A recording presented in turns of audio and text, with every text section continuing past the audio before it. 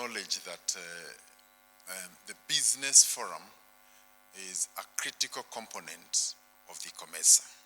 Because as government, we may have the best policies, but at the end of the day, we need the business people and the associations to make the connections and to make the region work. So we really want to salute you for making time to open this session.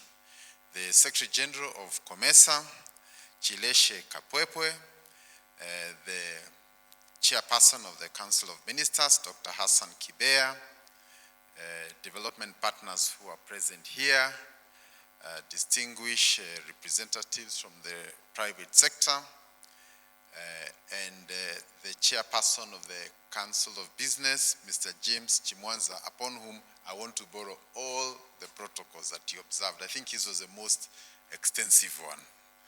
And thank you very much for being here. So it is our profound honor first to hold this summit, and also to confirm that it comes at a time when both trade and investments are facing quite some turbulence. And I say this in recognition of the fact that when you look at global trade today, there are so many uncertainties, from wars across other parts of the world to tariffs that have made international trade more unpredictable and sometimes unstable. And one of the areas that have been cited as possible solutions for stabilizing that is actually regional trade.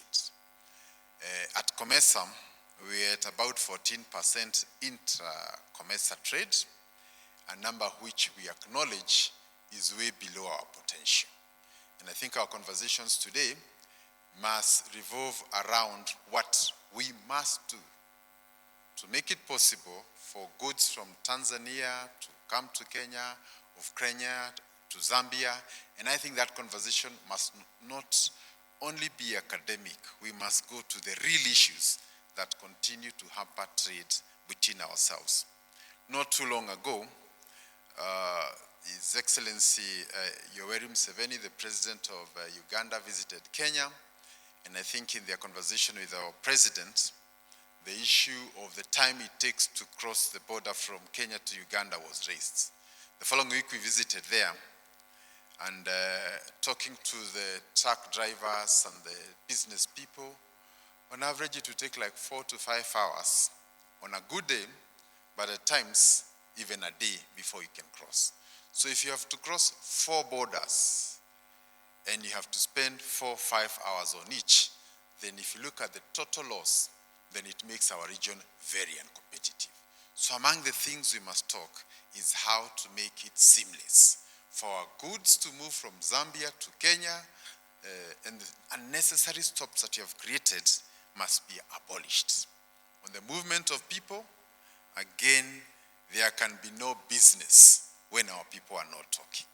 There is no value of talking about trade when I cannot go to Zambia with ease, check the goods, agree with the banks and the people, and come back. So again, the movement of people across the entire region, I think, becomes very important. I am happy to note that Kenya has abolished visas for African countries. So if you want to visit Kenya, you do not need to make any elaborate plans for you to come here. You need a product from Mombasa, from Nakuru, and anywhere. You just need to board the next plane, and we will be able to receive you, and you can have, things going through.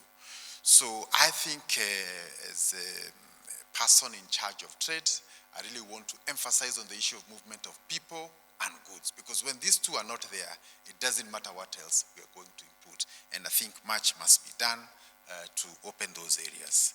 I also note that the theme of this year is leveraging on digitization to deepen regional value chains for sustainable and inclusive growth. Again here, we are happy as Kenya that we have made significant inroads in the area of digital penetration.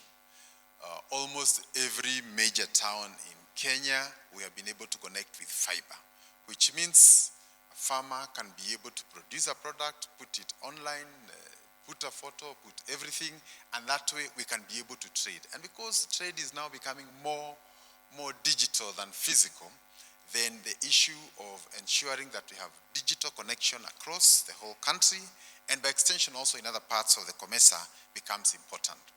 And I also want to add that beyond the infrastructure are the people. And I'm happy to note that most of our universities also, we have incorporated the issue of digital skills so that our children can be able to trade and work in the world that is coming tomorrow. On the area of financial transactions, you know that Kenya is the home of M-Pesa, and M-Pesa is actually now going regional in Tanzania, Uganda, and most of these other countries. And I think this is really the area we need to work together, that we don't all need to duplicate services. So if you have a solution that's already working in Uganda or any other country, maybe that solution can be adopted. And since M-Pesa is working even globally, I see M-Pesa as a solution for many of the things that you're trying to do. And I think some of these issues, if they're replicated at the continental level, we can all work towards making it a better place for all of us. Allow me also to quickly mention on the issue of the horticultural event we had yesterday. Kenya is a major player in the area of horticulture and flower, and we had very live conversations yesterday. Still, a lot needs to be done. We have talked about post-harvest losses. We have talked about cold storage. So if you're moving a perishable commodity across the border and you're spending 5 hours, there's no cold facility, then the post-harvest becomes a major issue. And I think one of the areas that we must really invest in is the infrastructure in cold storage, both in our airports, in our ports, in all our big towns, so that when you're thinking of any of these commodities that fall within the perishable category, you have networks that can allow us to work across that entire space. Lastly, is also to note that within the COMESA region, we have nearly 600 million people. If you look at that number and you compare with other continents or subcontinents, you will realize it's bigger than even the entire US market. But the problem is we probably have not seen the full potential that lies with that kind of a market.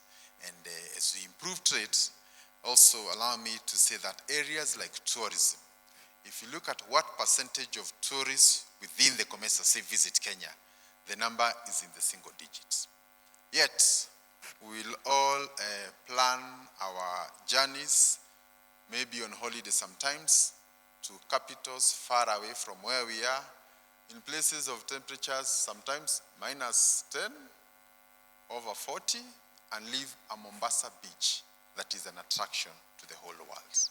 Leave a Masai Mara that is a world heritage site. So, and I can say that of Victoria Falls in Zambia, and I think all those places that we can do. So I think it's time for Africa and COMESA to think local, to think regional, and together we can move.